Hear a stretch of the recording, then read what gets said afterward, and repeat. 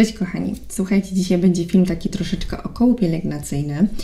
Tak naprawdę od tego się wszystko zaczęło, więc chciałam z Wami się podzielić troszeczkę takimi informacjami o moich studiach na kierunku kosmetologia, które kończyłam już tak naprawdę jakiś czas temu, dłuższy czas temu.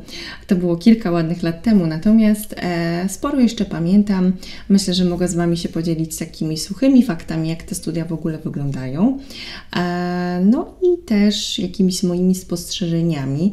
Również z chęcią posłucham, jeżeli Wy macie jakieś swoje spostrzeżenia dotyczące tych studiów. Może akurat na takich jesteście, może się wybieracie, więc korzystacie. Także zachęcam do oglądania. Posłuchajcie, co mam do powiedzenia na temat tych studiów. No więc tak, zacznę w ogóle od tego, dlaczego wybrałam te studia. Ja tak naprawdę w liceum byłam na profilu lingwistycznym, więc tutaj miałam głównie język angielski. Wiedziałam, że ten język zawsze mi się przyda. Na tamtym etapie jeszcze nie wiedziałam, co będę chciała robić. Myślę, że rzadko się wie już w liceum na początku, chociaż są takie osoby, co wiedzą. Ja nie do końca. Natomiast już później, jak zbliżał się ten czas wyboru studiów, no to kosmetologia była tak naprawdę moim, w zasadzie jedynym wyborem, jedynym takim sensownym wyborem. Ten kierunek wydawał się dla mnie najbardziej interesujący. Ja dbaniem o skórę, o siebie, jakimiś nowinkami kosmetycznymi się interesowałam, więc się wydawało dla mnie to takie naturalne, że właśnie tutaj branża beauty byłaby dla mnie odpowiednia. Nie wiedziałam jeszcze, czy będę chciała pracować w salonie jakimś malutkim, czy jakimś większym, czy przy lekarzu, czy w jakimś spa, ale wiedziałam, że chciałabym iść w ten kierunek po prostu beauty. Ja poszłam na uczelnię publiczną, w moim wypadku to był Pomorski Uniwersytet Medyczny, więc była to uczelnia właśnie publiczna, studia stacjonarne, dzienne, więc zajęć tutaj było rzeczywiście bardzo dużo, w zasadzie od rana do nocy. Myślę, że na pierwszym roku bardzo dużo tych zajęć było. Później oczywiście było już coraz lżej, ale ten pierwszy rok myślę, że to jest taki przesiew bardzo często też na innych studiach. Też słyszałam, że tak bywa, więc raczej normalna sprawa.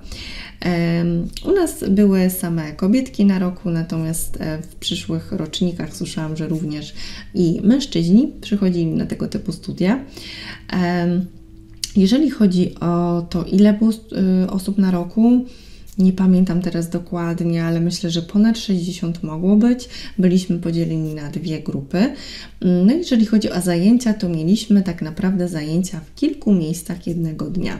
To było bardzo często, zwłaszcza na pierwszym roku, że mieliśmy na przykład, w 3 różnych miejscach w jednym dniu i trzeba było się szybko gdzieś tam przemieścić, albo była jakaś, przerwa na zjedzenie i trzeba było się po tym mieście gdzieś tam tak naprawdę stołować i chodzić i czekać i później szybko jechać na kolejne zajęcia. Dlatego to było troszeczkę logistycznie ciężkie. Dlatego też tutaj raczej nie było miejsca na jakąkolwiek pracę, jeżeli chodzi o pierwszy rok, zwłaszcza, ponieważ tych zajęć naprawdę było bardzo dużo. Oczywiście do tego nauka, kolokwia, później egzaminy, to tak jak na wszystkich innych studiach dziennych. Wiecie pewnie sami, jak to wygląda. Generalnie też bardzo dużo wykładów było obowiązkowych. Często te wykłady właśnie były takie duże, też zdarzało się na przykład z innymi kierunkami, więc rzeczywiście i na wykładach trzeba było być. Zdarzały się też nieobowiązkowe, ale raczej rzadziej, a wiem, że różnie bywa na studiach, więc tutaj naprawdę było dosyć intensywnie, zwłaszcza na pierwszym roku. Później, tak jak wspomniałam, było troszeczkę luźniej. Studia niestacjonarne u nas się nie otworzyły i tak naprawdę nie zawsze się otwierały, z tego co widziałam. Chyba często się nie otwierały, jeżeli chodzi o te 3 pierwsze lata właśnie licencjata. Później można było pójść na magisterkę na kolejne 2 lata, ale nie było to obowiązkowe. Tutaj oczywiście jakieś punkty również decydowały, i sama chęć. Ja osobiście na magisterkę nie poszłam, nie żałuję mojego wyboru, ale dlaczego powiem Wam troszeczkę później w tym filmie. Także taki był mój wybór, każdy może mieć oczywiście tutaj jakiś inny. Jeżeli chodzi o te studia, to tak jak wspomniałam, nie było takich jednolitych 5-letnich. był najpierw licencjat, a następnie magisterka. My byliśmy na Wydziale Nauk o Zdrowiu, a więc były to takie poboczne kierunki, niemedyczne konkretnie, czyli fizjoterapia, dietetyka, pielęgniarstwo, położnictwo wtedy i też wtedy było chyba zdrowie publiczne. Tak jak wspomniałam, niekiedy wspólne wykłady nawet się zdarzały, czasami tylko na przykład z jednym kierunkiem, na przykład z fizjoterapią, więc było to różnie. Oprócz wykładów były również seminaria i ćwiczenia. Ćwiczenia były na przykład z chemii, były z naszej ulubionej kosmetologii, także trochę tego było. Jakich przedmiotów możecie się spodziewać? No tutaj zdecydowanie dużo medycznych przedmiotów. Biologia, biofizyka, patofizjologia, fizjologia, farmakologia, onkologia nawet, dermatologia, estetyka, kosmetologia, chemia w różnej postaci, czy to receptura kosmetyczna, czy chemia ogólna. Naprawdę mogłabym tu wymieniać, więc przedmiotów było bardzo, bardzo dużo. Było sporo przedmiotów takich, które na pierwszy rzut mogłyby nam się wydawać w ogóle niepotrzebne, na przykład onkologia wspomniana, czy farmakologia, która akurat tutaj było duży materiał tej farmakologii i dużo takich nazw rzeczywiście do zapamiętania. Czy nam się to dzisiaj w pracy przydaje? No nie do końca, ale chyba na studiach często tak jest, że troszeczkę tej wiedzy ogólnej również musi być, zwłaszcza na takiej uczelni publicznej, medycznej, więc ja z perspektywy czasu uważam, że było to potrzebne. A dlaczego tak sądzę? Tak naprawdę z tego, co widzę, no to oczywiście nie wszystko się pamięta, tak? Umówmy się, nie wszystko się wykorzysta w naszej pracy kosmetologa. Natomiast taka ogólna wiedza przydaje się do tego, żeby po pierwsze mieć świadomość w ogóle, z czym my pracujemy, że pracujemy na ludzkim tak naprawdę organie, największym organie ludzkim, jakim jest skóra. Więc jest to bardzo ważna rzecz, żebyśmy mieli jakby tutaj też podejście takie, że wiemy, jak to wszystko wygląda od środka. Mieli świadomość tych wszystkich przeciwwskazań, tych wszystkich powikłań i troszeczkę mieli taką pokorę do tego zawodu i wydaje mi się, że te osoby, które kończyły tego typu uczelnie, właśnie taką pokorę z reguły mają. Nie jest to oczywiście reguła, bo bywa różnie i nie mówię, że tylko osoby po takiej uczelni taką pokorę mają, ale z tego, co ja zaobserwowałam, po prostu większą mają wiedzę na ten temat, jak to rzeczywiście wygląda od środka i że to nie są po prostu żarty, że trzeba być pewnym, zanim coś się wykona. Więc to są moje spostrzeżenia, dlaczego ta wiedza ogólna się przydaje. Ponadto też na pewno wygląda to dużo bardziej profesjonalnie, kiedy wiemy, gdzie klientka pokierować i mniej więcej wiemy, co może jej być. Oczywiście jej nie diagnozujemy, nie leczymy, bo to nie jest nasza rola. Natomiast też myślę, że warto mieć taką wiedzę ogólną. Jeżeli chodzi o przedmioty, jakie były potrzebne, żeby dostać w ogóle się na kosmetologię, na Pomorski Uniwersytet Medyczny, no to wtedy była albo biologia, albo chemia, albo fizyka do wyboru. Jeden z trzech tych przedmiotów. Na podstawie wyników dostawało się bądź też nie. Więc no tutaj była dowolność, większość z tego, co pamiętam, jednak zdawała biologię bądź chemię. Fizyka tutaj była rzadkością. Jeżeli chodzi o studia, to naprawdę przyjemnie je wspominam, że tak powiem. Było bardzo dużo ciekawych zajęć, naprawdę, pomijając niektóre, które rzeczywiście były cięższe i na początku się ich nie spodziewałyśmy, to było dużo przyjemnych zajęć. Były zajęcia z pacjentami, była dermatologia, gdzie chodziłyśmy po tym szpitalu, różne historie pacjentów poznawałyśmy, rozmawiałyśmy z tymi ludźmi, widziałyśmy na żywo te różne choroby skórne, więc też łatwiej je później rozpoznać, a nie tylko po obrazku w książce. Więc na pewno uczyło to dużo takiej empatii, takiego indywidualnego podejścia do każdego pacjenta, do każdego klienta w naszym wypadku tak naprawdę, więc to było istotne. Uważam, że ważne, żeby taką empatię i takie indywidualne podejście mieć w tym zawodzie. Jeżeli chodzi o przyszłą pracę, wydaje mi się, że strzelam, ale około 90% to będzie tak naprawdę praca w salonie kosmetycznym. Praca face to face z klientem, na jego skórze, z jego problemami, więc to jest istotne, żeby o tym pamiętać. Jeżeli chcemy pójść na przykład do pracy gdzieś indziej, na przykład do laboratorium, no to tutaj myślę, że nie będzie to takie proste, bo z tego, co pamiętam, te dziewczyny, które chciały iść do laboratorium, no to musiały tą edukację skończyć gdzieś indziej i później pójść jeszcze dodatkowo na przykład na chemię. Więc kosmetologia, no, może być tutaj za mało.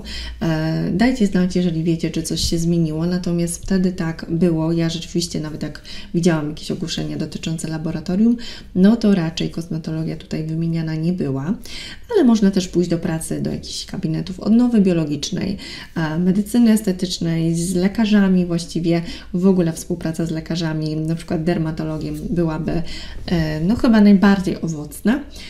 No i tak naprawdę do tego najbardziej nas namawiano, czy tam zachęcano, że tak powiem, no ale nie jest to takie proste. Konkurencja jest tutaj ogromna i naprawdę przez to, że nie ma takich regulacji prawnych, kto śledzi branżę beauty, ten pewnie wie, że praktycznie każdy może robić wszystko albo prawie wszystko, nawet po kursie, no to dużo osób jest tu w konflikcie, no bo każdy chce robić dany zabieg i nie ma tutaj jakby takich rozgraniczeń, że Ty możesz robić to, Ty to, więc ciężko tak naprawdę, żeby nie było tego konfliktu, bo każdy chce zabrać coś jakby dla siebie, że tak powiem już trochę kolokwialnie.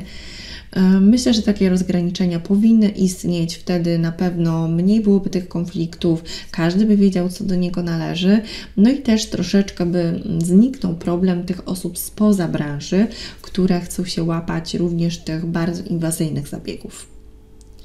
Kolejną opcją pracy po tym kierunku jest również przedstawiciel na przykład jakiejś firmy kosmetycznej, jakiś na przykład szkoleniowiec, czy na przykład jeżeli chodzi o kosmetyki, jakichś procedur zabiegowych, czy konkretnie sprzętu kosmetycznego. No, sprzętów kosmetycznych jest naprawdę bardzo dużo, jest ogromny wybór, dlatego też ten zawód myślę, że jest bardzo ciekawy, ale musimy liczyć się oczywiście z tym, że będziemy dużo jeździć, więc ci, którzy lubią podróżować i mogą sobie na to pozwolić, no to myślę, że dla nich to będzie ciekawa opcja. No i jakiś taki dryg sprzedażowy, myślę, że też dodatkowo, no bo jednak trzeba zachęcić do konkretnego sprzętu, czy bycie jakimś przedstawicielem właśnie marki kosmetycznej, to tak samo, no sprzedaż jest tutaj ogromnie ważna. Tak naprawdę jest w ogóle ważna ta sprzedaż w tym zawodzie. Ja sobie właśnie z tego nie do końca zdawałam sprawę, że musimy również mieć taki dryg sprzedażowy, że musimy wiedzieć, jak sprzedać dany kosmetyk, dany zabieg, nie tylko ten, który konkretnie robimy teraz, tylko również ten, który będziemy zaraz robić, proponować jakieś inne zabiegi, więc tego też się trzeba nauczyć. To nie jest łatwe. Myślę, że zwłaszcza osoba taka troszeczkę bardziej introwertyczna mogłaby mieć z tym problem, ale można też się tego też się można nauczyć. Poza tym szkolenia, to jest bardzo ważna rzecz. Te same studia nie wystarczą, szkolenia dodatkowo również należy zrobić, jeżeli już wiemy w ogóle, w czym chcemy startować, na przykład dodatkowo zająć się, nie wiem, jakimś wizażem, makijażem permanentnym, no to też jest niezbędne. Na studiach jednak mamy taką podstawę, jeżeli chodzi o praktykę, ale zdobywamy ją później w pracy, więc po pierwsze w pracy, a dwa właśnie na tych szkoleniach. One na pewno dodatkowo jakby plusują, jeżeli szukamy pracy w zawodzie. No i kolejna sprawa, jeżeli chodzi o takie suche fakty dotyczących tego kierunku, no to oczywiście obowiązkowe są praktyki po pierwszym i po drugim roku. Fajna opcja, ponieważ możemy podpatrzeć, jak w ogóle ta praca wygląda od kuchni, że tak powiem, czy nam się to podoba, czy też nie, czy czujemy się na tyle dobrze, żeby pracować tak blisko drugiego człowieka.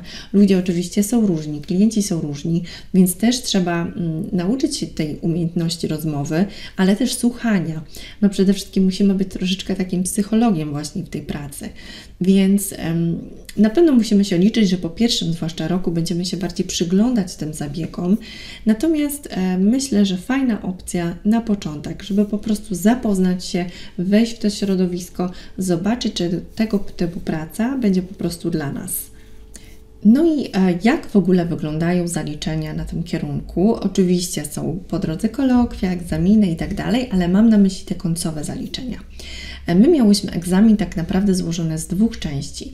Pierwszy to, jeżeli chodzi o obronienie oczywiście tytułu licencjata, no to był egzamin teoretyczny, czyli tutaj był egzamin w formie testu z 3 lat, z przedmiotów z 3 lat, które były egzaminowane przez ten czas, więc trochę tych przedmiotów się nazbierało.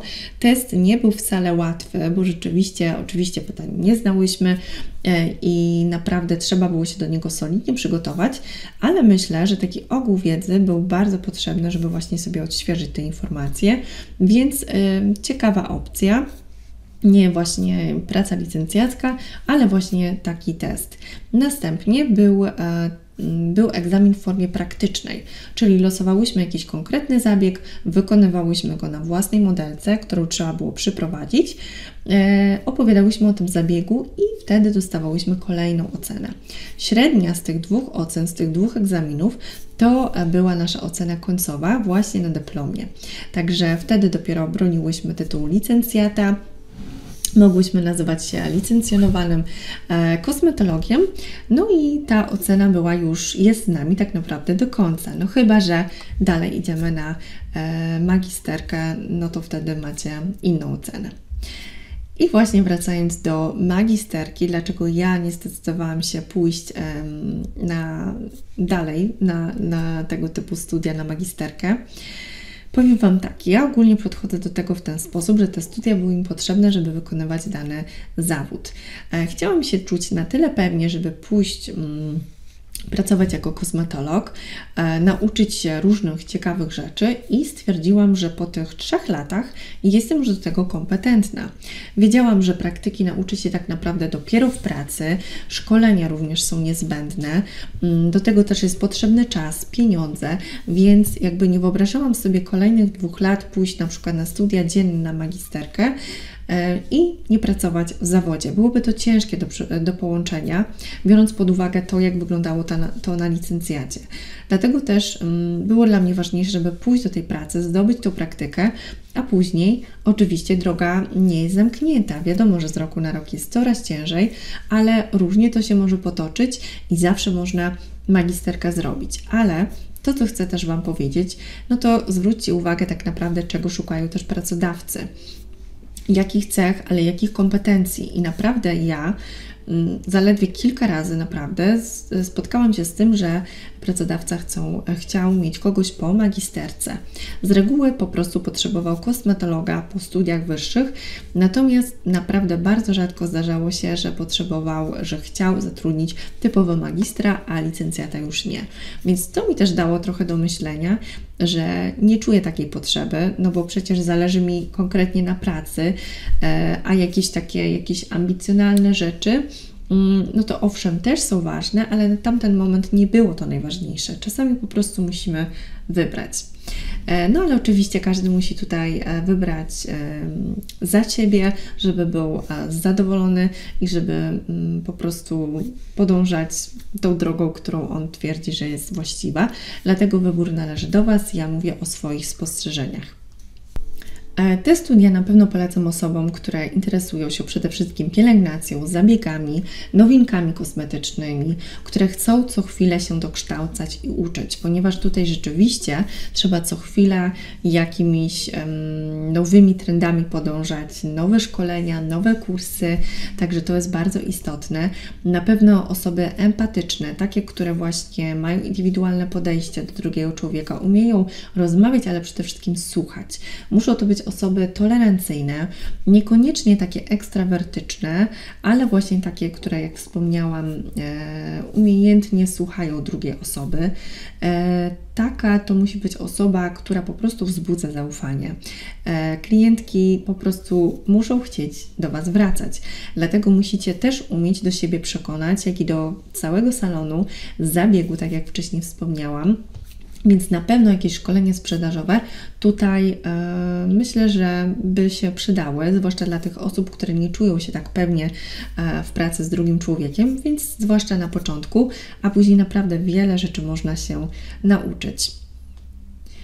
Jeżeli w ogóle jesteście zainteresowani takim filmem, jak wygląda praca kosmetologa od kuchni, jak wyglądają warunki pracy, czego możecie się spodziewać, jakie są umowy, mniej więcej jakich zabiegów możecie się spodziewać, co salon oczywiście to obyczaj, że tak powiem. Natomiast jeżeli chcecie troszeczkę więcej wiedzieć na ten temat, no to dajcie znać. Ja taki film również mogę nagrać. Tutaj chciałam głównie się skupić na takich aspektach związanych ze studiami. Pokrótce też Wam opowiedziałam, jaką osobą powinniście być, żeby pracować w tym zawodzie. Podstawowe pytanie, które musicie sobie zadać, czy po prostu potraficie tak blisko koło drugiego człowieka pracować. Będziecie pracować na jego skórze, więc nie każdy jakby umie się do tego przekonać, nie każdy będzie się z tym czuł komfortowo, więc musicie przede wszystkim to wziąć pod uwagę. Musicie właśnie mieć takie indywidualne podejście i musicie chcieć po prostu nieść pomoc. Ale naprawdę uwierzcie mi, że takie zadowolenie drugiej osoby, klientki jest naprawdę na wagę złota i dodaje to skrzydeł. Chce się po prostu wtedy więcej i naprawdę jak wychodzi z uśmiechem, zadowolona, no to jest coś, co nie każdy zawód coś takiego potrafi dać nam, a w tym zawodzie jak najbardziej potrafi dodać to po prostu takiego powera. Więc to jest jeden z takich plusów, pomimo tego, że oczywiście mogą się zdarzyć tacy bardziej jakby problemowi klienci, specyficzni, no jak to w życiu, oczywiście nie z każdym się dogadamy, natomiast naprawdę jest mnóstwo fantastycznych klientów, więc warto się na tym skupić, no i myślę, że to dam Wam takiego kopa do działania, jeżeli spotkacie na swojej drodze kilku pozytywnych klientów, a później budujecie swoją bazę, więc też znacie się z tymi ludźmi, więc też wygląda to troszeczkę inaczej. Na ten moment myślę, że zakończymy. Mam nadzieję, że Was ten film zainteresował. Jeżeli macie dodatkowe pytania, no to oczywiście dajcie znać. Ja tymczasem będę kończyć. Wyczekujcie kolejnych filmów, bo na pewno się takie niebawem pojawią. Także trzymajcie się, buziaki, do zobaczenia.